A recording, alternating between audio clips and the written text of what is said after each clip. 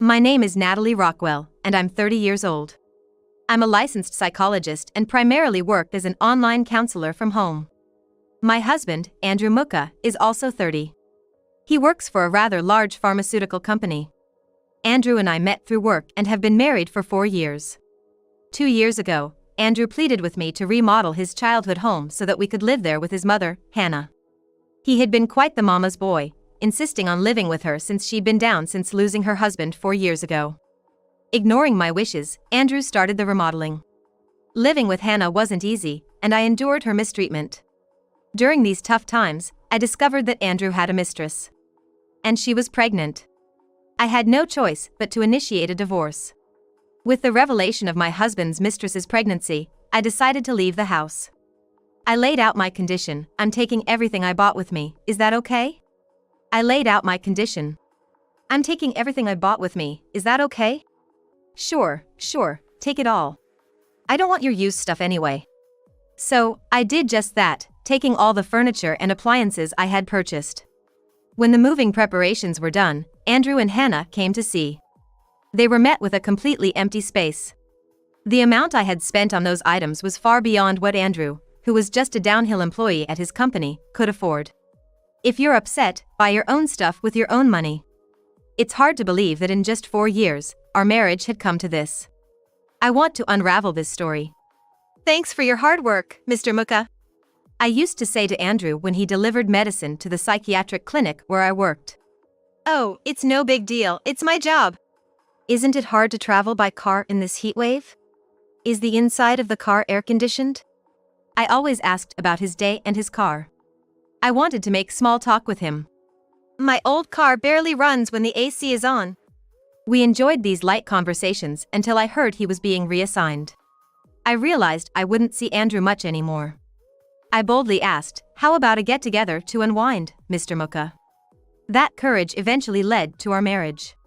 Andrew was an employee at a major pharmaceutical company. Delivery of medicine to hospitals, including the one where I worked as a counselor. The number of people seeking counseling has been increasing, a worrying sign of the times. Shoot, maybe this isn't the right time to say this. I know it's not the best moment, but I can't hold it in any longer. Natalie, will you marry me? What? Are you okay? This isn't the kind of thing you say right after your dad passes away. I'm not expecting a fairy tale proposal, but really? Now? Andrew was deeply shocked by his father's death. And understandably so. His dad, a carpenter, had slipped and fallen to his death at a construction site. It was so sudden. I regret not being able to show my dad a grandchild. He loved kids. I don't want to leave my mom with that regret, so I want to marry you, Natalie, and start our own family. It was a proposal born out of grief, but I was genuinely happy. However, this also marked the beginning of a difficult time, enduring the constant nagging from my mother-in-law, Hannah. Yes, I'm coming in. Why are the curtains closed on such a sunny day? Hannah frequently barged into the apartment Andrew and I rented, just a 10-minute walk from his childhood home. I understood she was lonely, but her daily dinner visits were becoming a problem for me, especially when it came to planning meals. And Natalie, you said you work from home or something, but you can't make much with home-based jobs, right? Maybe like a couple $100 a month? Instead of that, why don't you cook more dishes for dinner? Andy comes home tired every day. Hannah always called Andrew Andy. Consequently, his relatives and neighbors did too. Hannah, what I do is a bit different from home-based jobs. You might have heard about it. Nowadays, we can have meetings and classes online. Ever heard of Zoom or online sessions? You're making fun of me again. Natalie, you're almost 30, you two aren't young now. Hannah never understood that I was working as an online counselor. She stubbornly refused to acknowledge anything beyond her knowledge. And wouldn't try to understand new things. I chose to work from home so I wouldn't neglect my household duties. Instead of that, why don't you hurry up and have a baby? That's your role, after all. Listening to people's problems is something even I could do. Stop acting like you're someone important. Hey, I'm home. When Andrew arrived, Hannah rushed to greet him at the door. He had lived with his parents until we got married, and now with his father gone, Hannah must have felt lonely. I understood that, but her frequent visits were honestly a bother. Today, I made Andy's favorite mashed potato with Natalie. Don't worry, I've taught her how to make our special gravy sauce. Natalie thought it was okay to just buy brown sauce. Hey, Natalie, you should really learn how to cook properly from Mom. When we first got married, she used to put sauce on fried eggs. It's supposed to be homemade tomato ketchup, right? I gotta get her to fix her taste buds, or I won't have a decent meal. Speaking of which, Andy, you've lost weight since getting married, haven't you? I wanted to shout that's not true. Andrew had recently been putting on weight and was warned about his cholesterol levels at a company health checkup. So, I was careful with calories and carbs while cooking. I think helped him lose weight healthily. We lived this life for 2 years until one day Andrew dropped a bombshell. I'm thinking of remodeling my childhood home. It's pretty old, the plumbing's terrible, it's hot in summer, cold in winter, and the layout's inconvenient even though it's not in the countryside. It's a good opportunity to remodel it and live there. What? Was I hearing this right? Was he suggesting we live with his mother? It's silly to pay rent for a place just 10 minutes from my childhood home. If we remodel it, it'll be comfortable for everyone, right? We've talked about owning our own home someday. And if we have kids, they'll need their own room, and living with Mom means she can help out. Where's the money gonna come from for such a big renovation?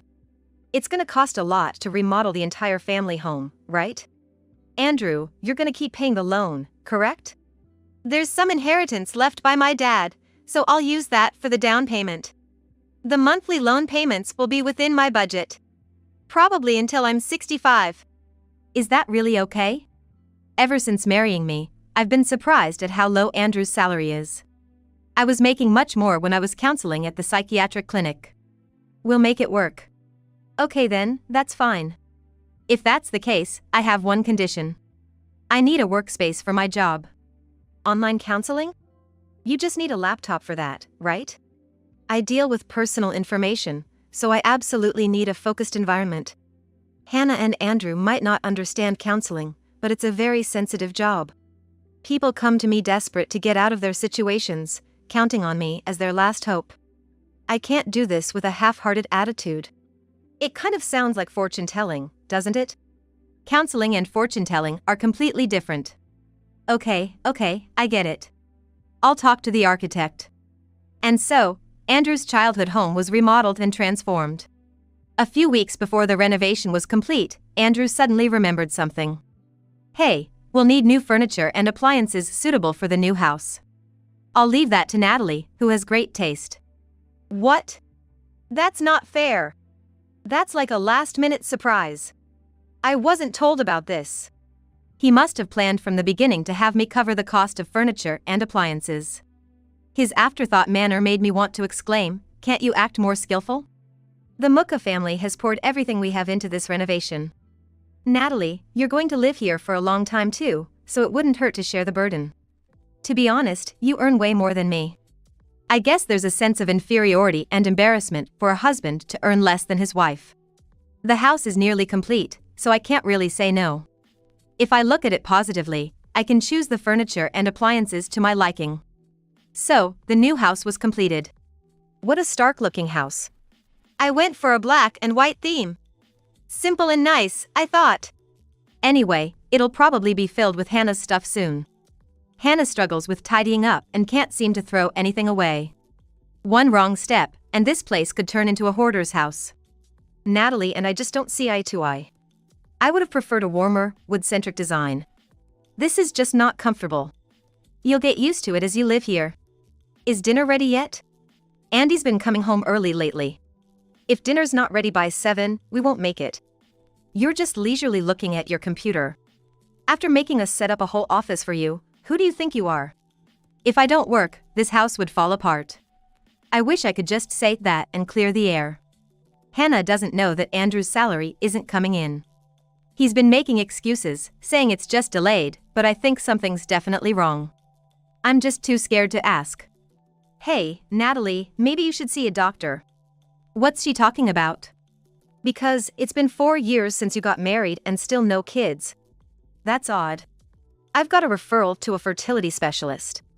A friend of mine started treatment and ended up having twins. She was so happy. Maybe you should get checked out too? In that case, shouldn't Andrew get tested too? Infertility isn't just a women's issue, there's male infertility as well. You always have a comeback. Natalie, you should learn to be more modest and considerate. Listening to people's problems with that attitude is nothing but a fraud. Don't be surprised if you get sued someday. This kind of back and forth happens all the time. I wish Hannah would spend her time on hobbies or traveling. Maybe we argue because we're both at home too much. I'm thinking of gifting a trip to Mom, Andrew suddenly said one night after coming out of the shower. She's turning 60, right? She looks young, but she's been having a lot of aches. She went to the doctor recently, didn't she? Yeah, she said her back hurt and went to the orthopedist. She got some patches and was overly dramatic with the bandages. For her 60th birthday, book a restaurant in Chinatown. And buy $2,000 worth of travel vouchers as a gift. Why do I have to do it? She's your mom, not mine. She'd be happier if her beloved son arranged it, not her disliked daughter-in-law. Natalie, you often forget your place as a wife. Just because you earn a bit more, doesn't mean you rule this house. It's Mom's house. Discussions with Andrew always end up being about Hannah. When he's this much of a mama's boy, all I can do is stand by and watch. While planning Hannah's 60th birthday celebration, Hannah returned home in a good mood.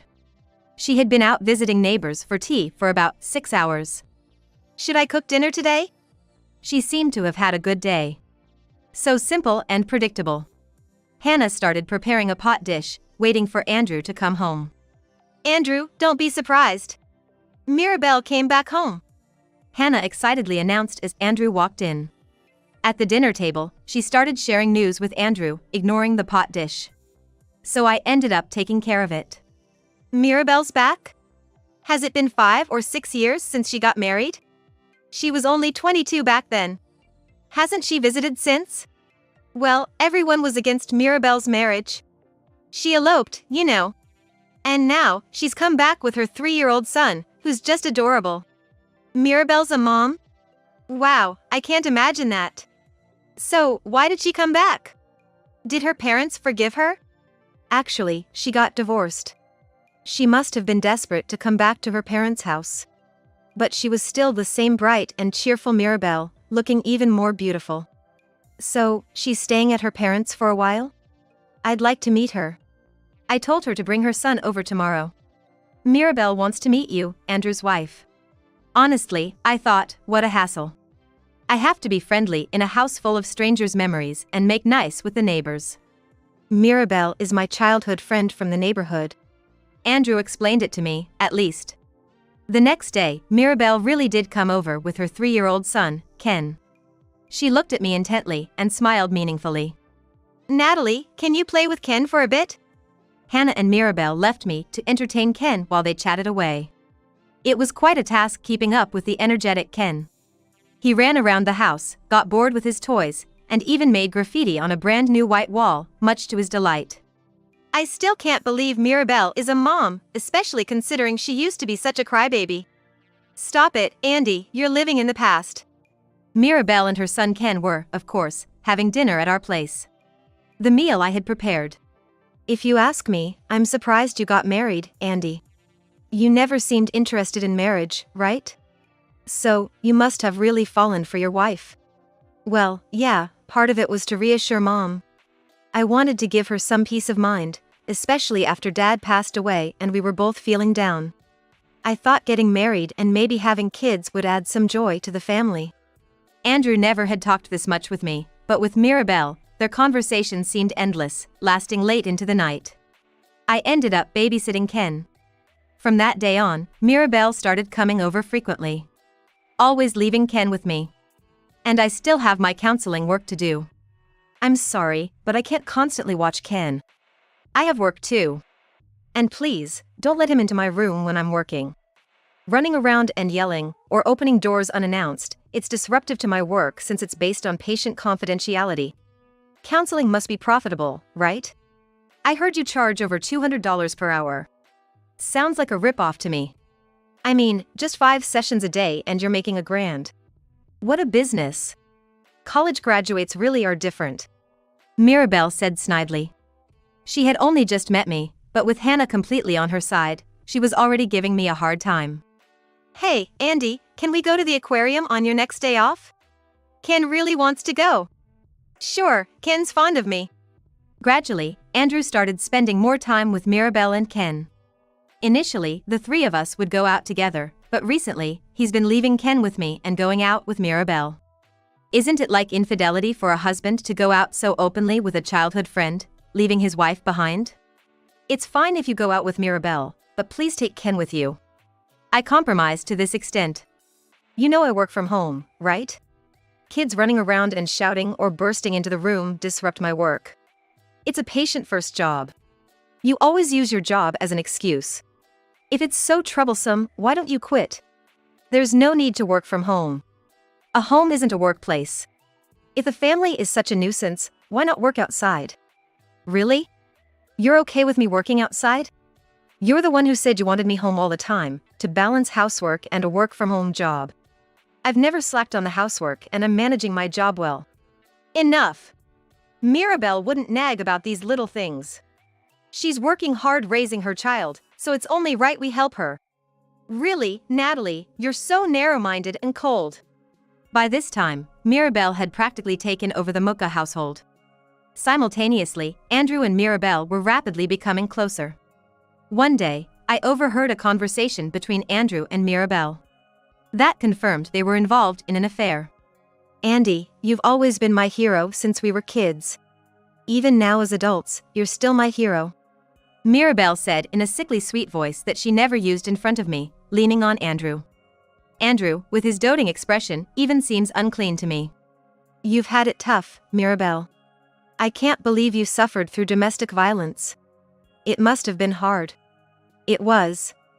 I couldn't rely on my parents, didn't know what to do. Ken was still so young, and if I had been a more independent woman, I could have left and worked. But I don't have an education or any qualifications. I couldn't muster the courage to go on as a single mom. I should have come back earlier, then maybe, Andy, you wouldn't have gotten married." Men always fall for such words. Andrew, no exception, became even more sympathetic and supportive. "Andy was my first love." That was the moment Andrew fell for her. Despite having her parents' home nearby, Mirabelle brazenly made herself at home in the Muka household. "Mirabelle, you're such a great cook. I've had a change of heart seeing this. After all the half-hearted cooking I've been subjected to, this is a real treat. It's unfair to call my cooking half-hearted. I always try to prepare meals from scratch, even pie crust and pasta are also handmade using organic flour and butter. But I must say, most of Mirabelle's dishes are high-calorie, looking all brown-colored, and not healthy. Hannah seems determined to compare me with Mirabelle and make sure Mirabelle comes out on top. If only Mirabelle had married Andrew." Finally, Hannah said it. But even if Mirabelle had married Andrew, Hannah would likely have nagged her just as much. She's only nice now because Mirabelle is a childhood friend who's returned home. For Hannah, any wife of Andrew's would never be good enough. Intelligent women like Natalie tend to have trouble having children, I've heard. That's right, she can't have kids. That makes her a failure as a wife, doesn't it? She's always talking about her job, but what she should be focusing on is the home.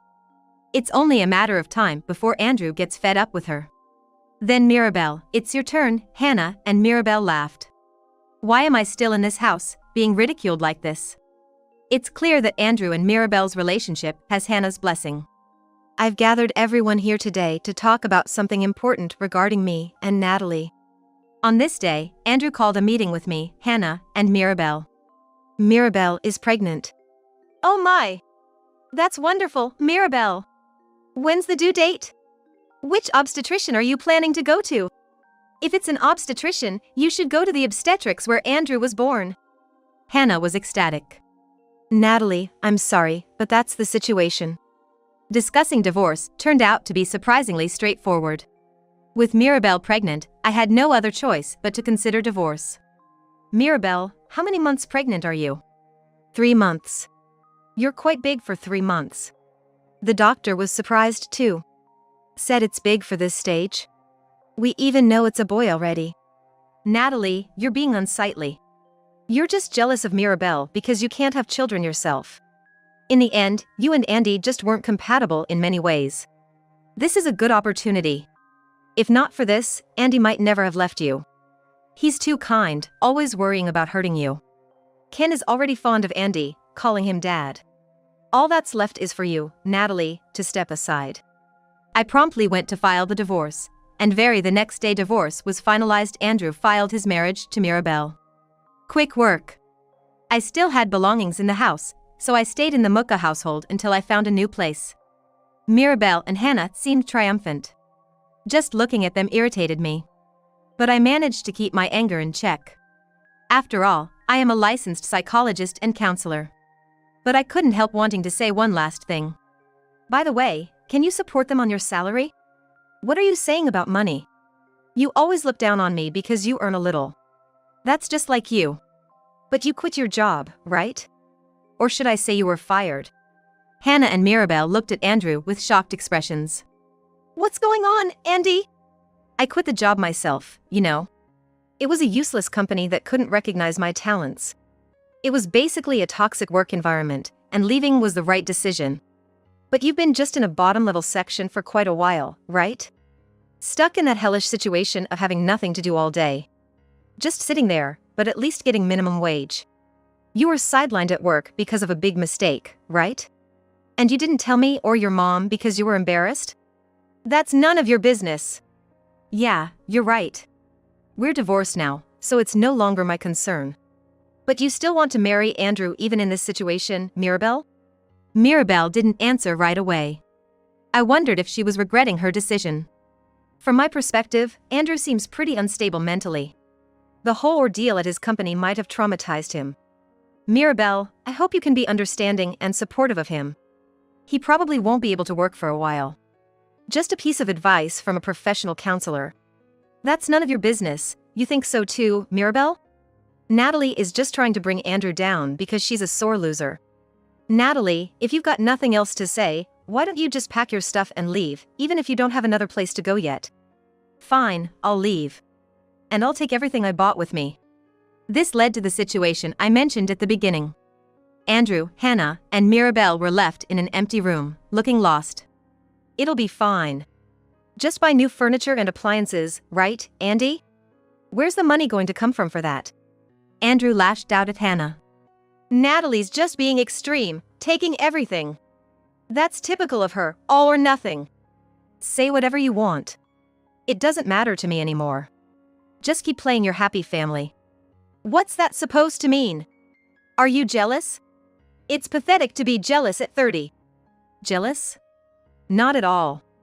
Because, Mirabelle, the baby in your belly isn't Andrew's. What are you talking about? That's delusional. Then why not do a DNA test? That'll clear things up. You and your mom have been completely fooled by Mirabelle's scheme.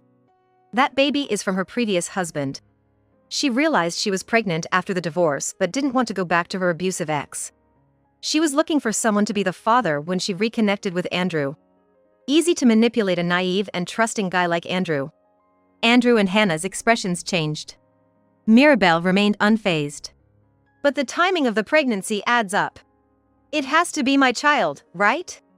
You can always claim it was a premature birth. Men wouldn't know. That's how cunning you were. Mirabelle, you married Andrew the day after our divorce and even adopted Ken. That was your ultimate goal, and you deceived Andrew perfectly. Well, blood relation doesn't matter. Mirabelle isn't condescending like Natalie, she relies on me. For a man, that's not a bad feeling. That's what being the head of the family is all about. Keep defending Mirabelle all you want. Just be prepared for fatherhood. It's not as easy as you think, Andrew. I left the Muka household after living there for 2 years. Andrew, Hannah, and Mirabelle had to rent a weekly apartment temporarily. They planned to buy furniture and appliances. But, sorry. I'm ashamed to say, but I'm struggling with the loan payments for the future.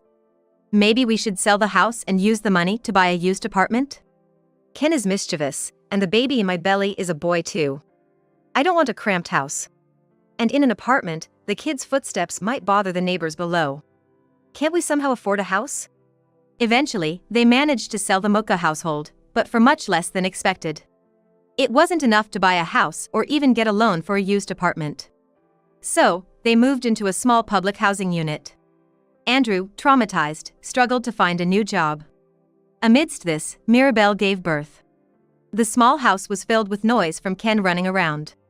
And the baby's cries. The Muka household was completely taken over by Mirabelle's family. As for me, I was hired as an advisor for a magazine's advice corner, and it was well received. I bought my own apartment and set up a counseling room for face-to-face sessions. Thankfully, I've been booked solid.